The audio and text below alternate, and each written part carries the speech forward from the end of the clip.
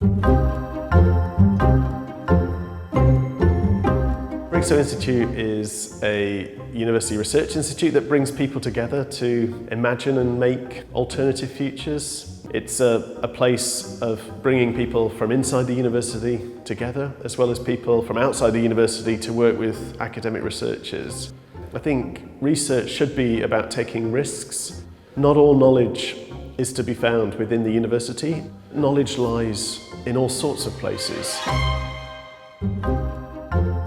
This project is a collaboration with the National Trust. We're working specifically with the Honeycutt estate here on Exmoor. We're actually located at the heart of the estate. The project is about spirit of place, and this is a new trust priority to re-emphasise the extent to which they're custodians of the natural environment. Spirit of place is a phrase that it's not just a National Trust phrase, it's used across lots of different organisations, and it's about the things that aren't just tangible. Spirit of place is a shared understanding of what's unique, cherished and distinctive about that place. A lot of what we're doing at the moment is really quite groundbreaking for ourselves and also within the industry we work. So I think academia plays a really strong part in that. This project is a partnership, an editorial partnership with Open Democracy. This was an opportunity for me as a sociologist to work with Josie Gill from English literature. And both of us are involved in projects on slavery, but coming at that from very different angles. Edward Colston is a controversial Bristolian figure, seen as a sort of founding father of Bristol, but was also happened to be a slave trader. Josie's work on literary archaeology and having creative writing was another way of looking at different ways that people represent the past. Brigstow is some Old English word for a bridge, and so it was about bridging disciplines, and so for me that was the first time that I'd worked with somebody from English literature.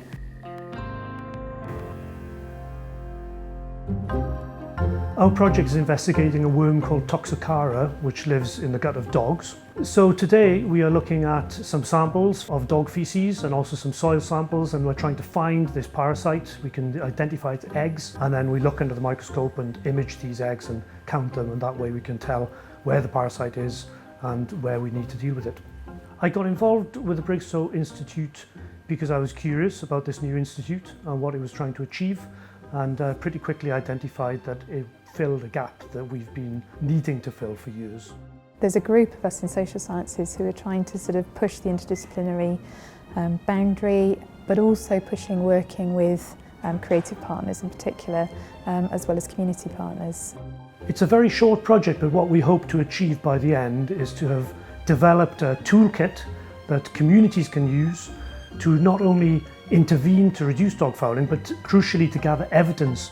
But it's brilliant to know that that scientific knowledge is there. It was also useful to have the offer that we could have samples analysed.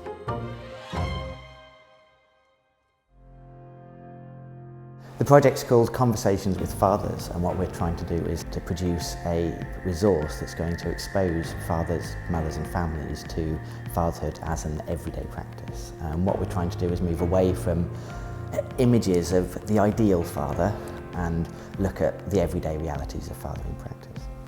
So I'm hoping that we'll actually get something that kind of feeds into some of the academic debates that I'm interested in about doing good parenting. Can you define that in terms of practices, or is it about relationships? I think if anything, I'd like to see some resource out there, both on social media and a published leaflet, that was accessible. If anything, it just raises the issue that postnatal depression is an issue for fathers.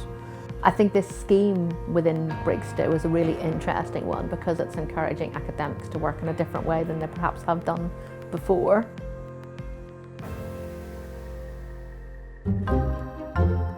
So basically we've been developing a new form of interaction called resonant interaction. And in terms of the technology, you said it's very simple, but as far as we know, no one else has actually done this yet, tooting a bottle to play an interactive app. So it's an interesting social experiment that draws people away out of their phones and into the real world. What the Brigstow project has done for us is, there's a financial benefit, obviously, which has helped us afford developers' time and game designers' time and designers' time, so we can actually package our thoughts a lot better. But it's allowing us to work with some professors who are at the top of their game when it comes to things like alcohol addiction and food consumption and the psychology behind food. Working with outside practitioners such as James has really given the opportunity to take the theoretical research from within the university and apply it in a real world situation. It's getting a bunch of people together who've never worked together before and then seeing what they do, what they come up with. That's really central to Brigstow is let's not just talk at each other, but let's make stuff together